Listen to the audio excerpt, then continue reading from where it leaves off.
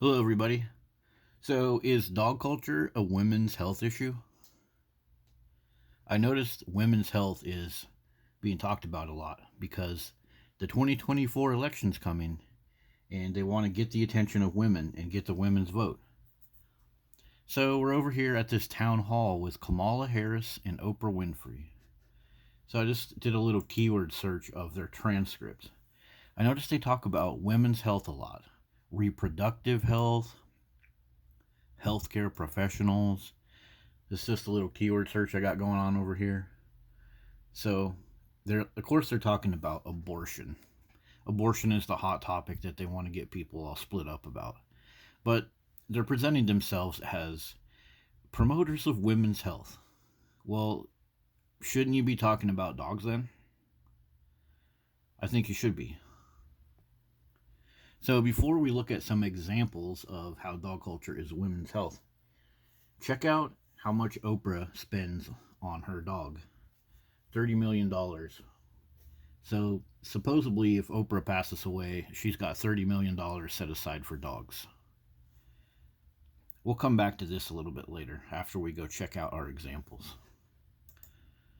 Okay, now we're over at our examples. First off is groomer's lung. This is largely affecting women because women are the ones that get these jobs grooming dogs. Because, of course, society pushes dogs as the ultimate replacement for a boyfriend, and they're so precious and everything. But it turns out this groomer's lung is very terrible for women. So, Oprah, do you got a couple million put aside to educate people on this? What about Kamala Harris? Is she going to talk about this? Let's look at another example. Animal shelter workers that are hurt by dogs. So, animal shelter workers are hurt and sometimes killed by dogs. There's a few stories here that you can have a look at. But this is women's health. A female vet tech is attacked by a police canine. So this isn't something you can like take a pill for after the day of the attack either. This affects the women's health for a long time. If you're attacked and maimed by a dog while you're volunteering at a shelter, that's an emotional toll on you as well. How about just dogs and women in society? Dogs usually target the weakest thing that they can get after. That's how they're built. So women suffer many attacks. Women lose their legs. Orlando, woman loses her leg. Woman's attacked by a pit bull in an elevator.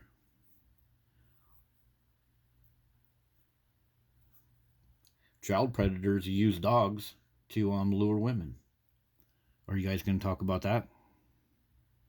Brooklyn Curry, bit by a pit bull. Remember her? 22-year-old woman was mauled and then eaten by her pit bulls. So, yeah, this is a big effect on women's health. Now, what about veterinary suicide? Oprah and Kamala, are you guys going to talk about that? So, veterinarians, there are a lot of them that are women. And a lot of them spend a lot of money on going to vet tech school because they're told that this is going to be super fun, that all these pet owners are going to be like their best friends. But it turns out that working in this job, being around dog owners, is very detrimental emotionally for a lot of these women. There's a channel called DVM Cellini. He does a couple really good videos on his perspective on what happens with these veterinarian suicides.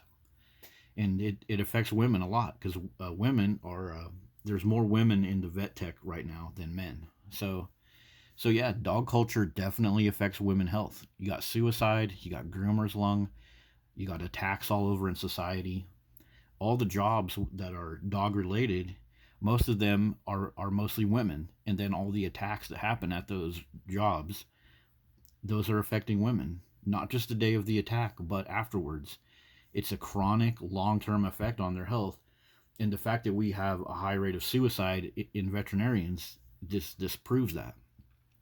So there's lots of different ways that you can study this and understand it.